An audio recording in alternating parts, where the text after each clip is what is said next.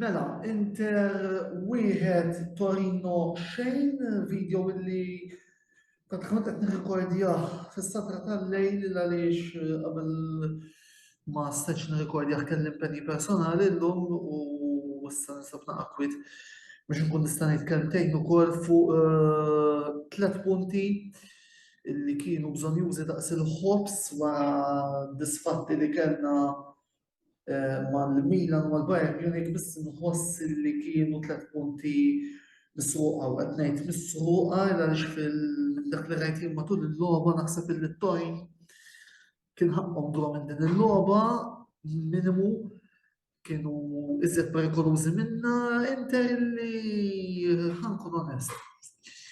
Anki meta nqis dan il-video qiegħed nagħmlu wara li smajt il-vari Luca Mastrangelo u Marco Barzaghi li insegwi ta' kuljum tista' tgħid u bilt fuq ċertu punti li qalu huma fattur komuni kien speċjalment fil-video ta' Mastrangelo l-element tal-biża' li kien hemm fl-iskwadra fil-fatt element li ġie rifless mill-fatt illi kellna build-up li ma kien veloċi assolutament xejn. U isu kien hemm dik il-passes u mbagħad minflok bdejna naħarqu il-blalel meta naslu fit-3 kwarti ishom rridu jibqgħu deħlen fil-kaxxa. Come on, qiegħed b'open chance mhux tipprova tqassam jew tara kif se tibqa' tidribilja aħraq u ġewwa. Jiġifieri mbagħad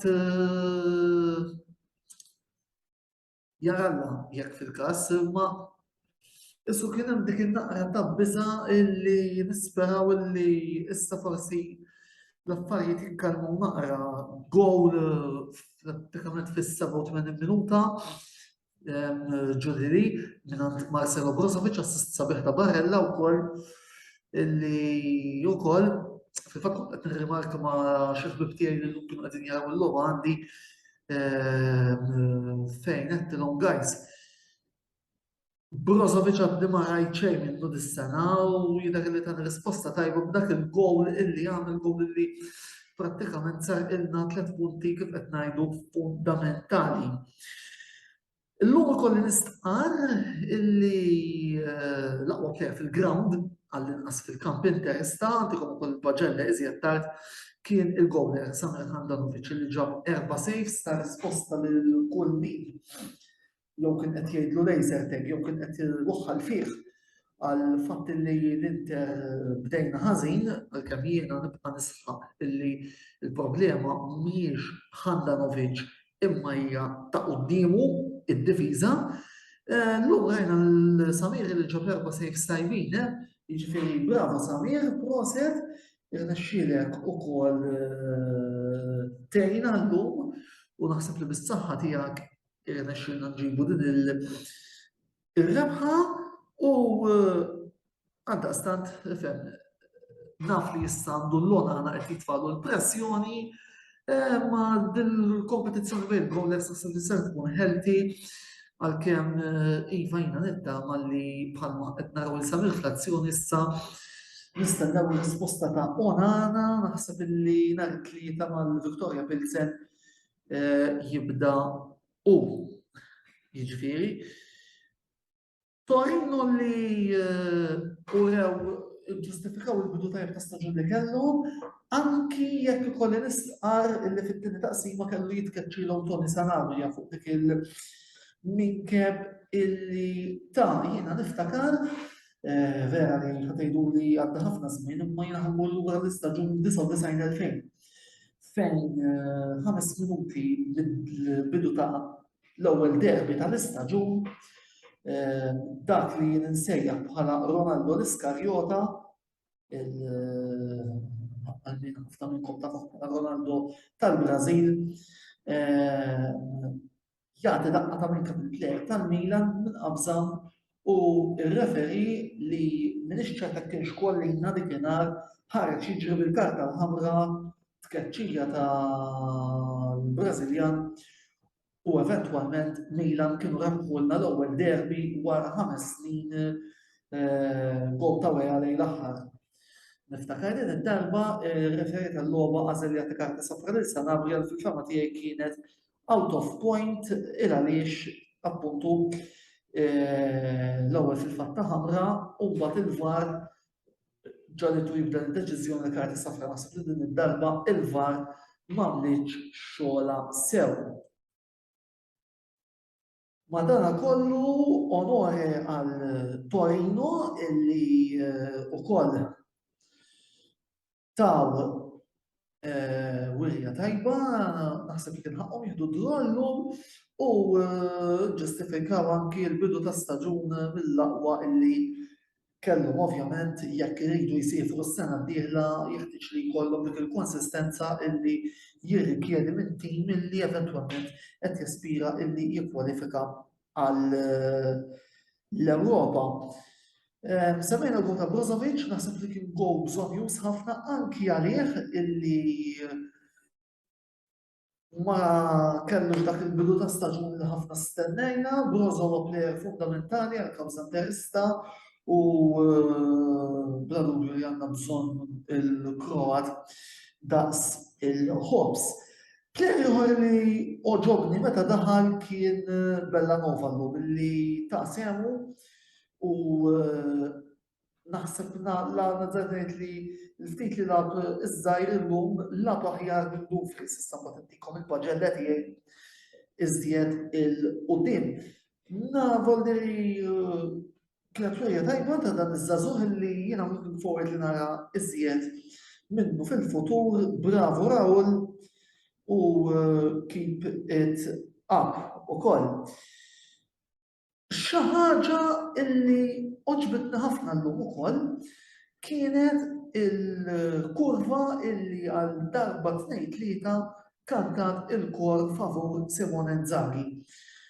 Huwa sinjal li ħadd pjaċir nara, jiena smajt u għad nisma' kif fuq Facebook dan ħafna Inzaghi out, Inzaghi out. ħbib tiegħi supporters tal-Inter li qed issegwu dan il-video.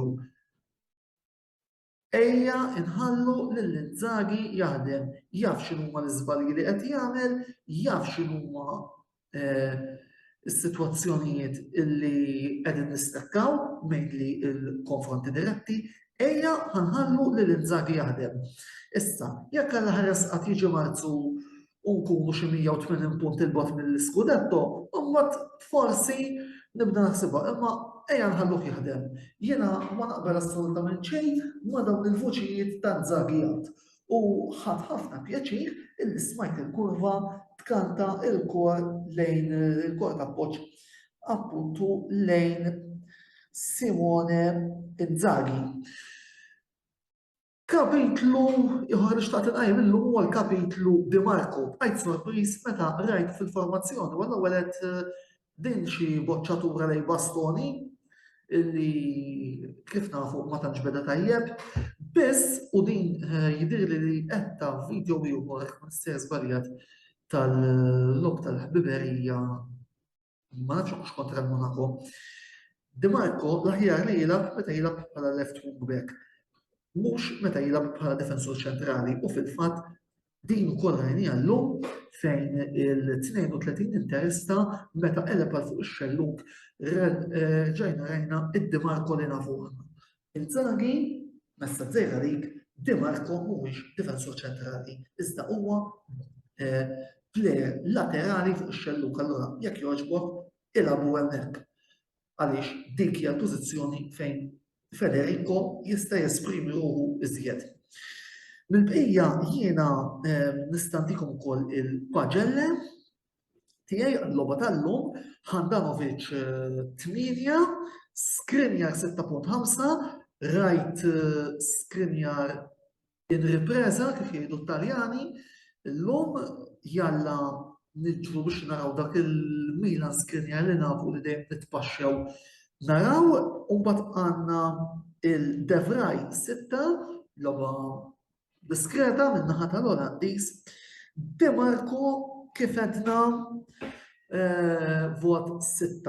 U mbagħad Dumfries 5.5, Barella 7 għax tal-assist, Brozovic 7.5, Çalhanoğlu logħba anonima 5.5 għalih, Darmian 6, Dzeko 5.5, Lautaro 6.5, irsista ħafna llum il-Toro u ukoll ħadd ħafna pjaċir illi rajt il-Lawti jilgħab kif suppost. Il-gol għadu ma ġiex, imma Lautaro nemmen il-gol jasal. Sostituzzjonijiet, Korea kila visto 5, Bastoni 6.5 li nemmen li meta daħalu ukoll ta' dak il-kontribut li kellna bżonn biex tiġi ir-rebħa. Mkhitaryan 6.5 ukoll, jidher illi huwa l-valori aġġunto kif jgħidu Taljani f'nofs il-ground, u mbagħad għandna il-Bellanova 6.5, Gosens senza voto, u llum il-Inzaghi naħseb illi għandi ttieħ 6.5 anki għal fatt illi bis-saħħa tal-bidliet tiegħu daret il-logħba u ħadna 3 punti fundamentali. Issa ħanitkellem għal fatt li il-video qegħdin taraw appuntu it-tnejn fil-għaxija. Għada imissna l-logħba mal-Viktoria Pilsen u hija logħba li rridu nirbħu għalkemm biex nkun onest magħkom, jekk infalluha tgħaddi għax jien qed niffoka fuq il-kampjonat li żjed. Biss u mbagħad nhar il-ħadd fin-nofsija għandna logħba diffiċilissima kontra l-Udinese illi ma nistgħux infallu minkejja l-fatt li ħammurru Ġudaċ Arena fejn din is-sena diġà rajna lil Roma tlaqqat 4 mingħajr ma tiskurja wieħed. Jiġifieri se jkollna logħba diffiċli. Tajjeb li nirbħu maċ-Ċeki, imma iktar huwa fundamentali u importanti illi nirbħu kontra l-Udinese nhar il-ħadd li ġej. Mela, jiena għalissa ser naqaf hawnhekk, waqfa żgħira, u wara din il-waqfa jidħol il-ħabib kbir tiegħi Clayton Zammi tiċċomba bil-video tiegħu fuq il-logħba Sampdoria Milan. Min-naħa tiegħi jiena jekk qed taraw il-video l-lejla tnejn, narakom għada wara l-logħba Viktoria Pilsen li nidħlu live għal reazzjonijiet wara din il-logħba ta' Champions League. Ħodu ħsieb u forza Inter dejjem.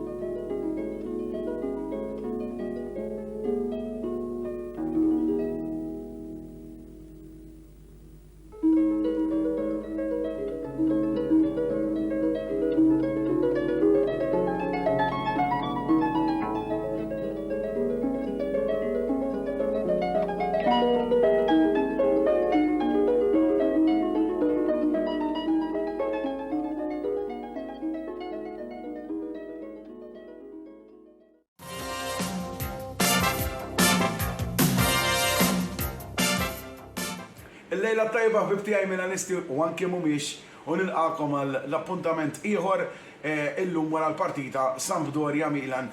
Partita li għadha kif intemmet issa bl-iskor ta' 2-1 rebħa għar-Rossoneri l-ewwel rebħa barra minn darna f'dan l-istaġun.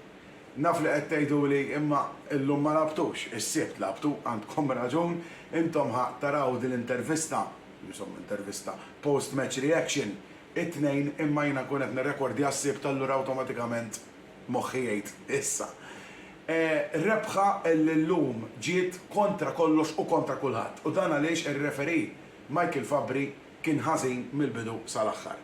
Kien hemm żball favurina fejn wieħed kien hemm biss fl-aħħar tal-partita fejn Leris ta' daqqa lil Teo Hernandez, però daqqa ta' ilu f'sidru, Teo waqa' malar ta' xtapars intlaqat f'wiċċu spiċċa ammonit il-plejer ta' Sampdoria u imkeċċja t-tieni safra Marco Giampaolo.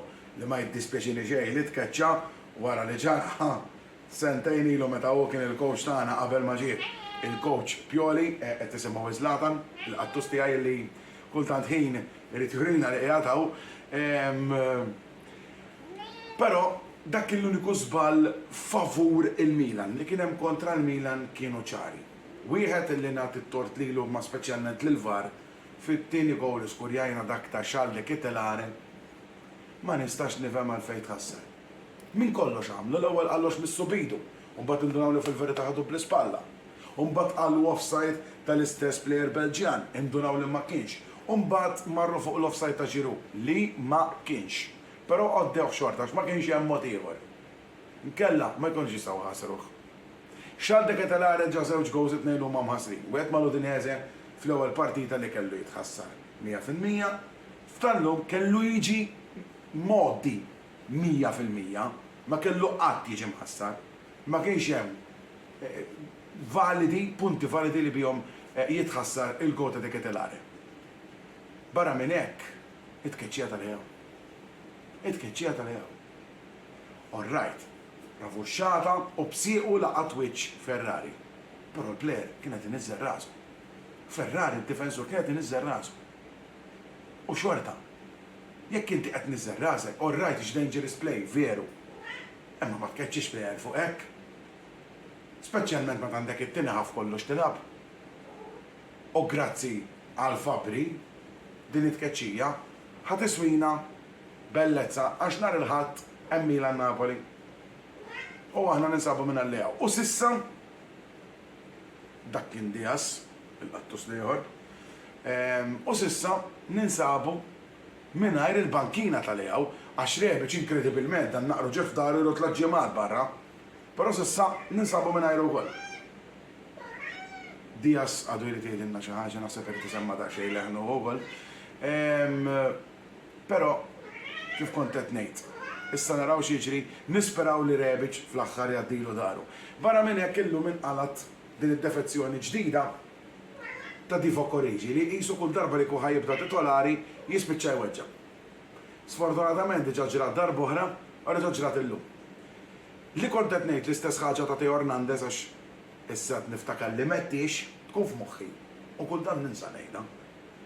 Bħalma qed illi illum Leris għala safra għal xejn għaliex id-daqqa li ta' lil Teo ta' jiluwaw u Teo għallu weġġew l-istess ġara fid-derbi fejn Lautaro Martinez intafa mal-art biex minn għalih ikkeċċi lil Teo Hernandez. U l-istess ħaġa prova jagħmel Dumfries meta qabżu u qal li ġibdu. Jew li laqatu insomma. Però dik ħalli qed nipprova nikkalkula tal-Leris ma tal-Lautaro Martinez. Bħalma kienet favorina, illum ngħid kontra ngħid dak li hu. U m'għandix għalfejn iddeja ngħidha. Illum ukoll kellna d-debut ta' Aster Franks, tifel ta' 19 sena li kompla juri kemm il-Milan għamlu transfer market bis-sens. Naf li forsi hawn min jgħid bis-sens iġġib żgħar biss, bis-sens suppost ġibna Renato Sanchez. Fil-verità Renato Sanchez għandu żmien twil barra b'inġeri. Mentri Aster Franks illum kellu d-debut tiegħu. Ta' 19 sena ma qadx jiddejjaq dan. Jagħmel kollox. Jiddefendi, attakka. Veru li ma tantx lab, allura ma nistax ngħidu li kien tajjeb jew li kien ħażin, però der debut promettenti. Pobega, għamilna sew li żammejnieh.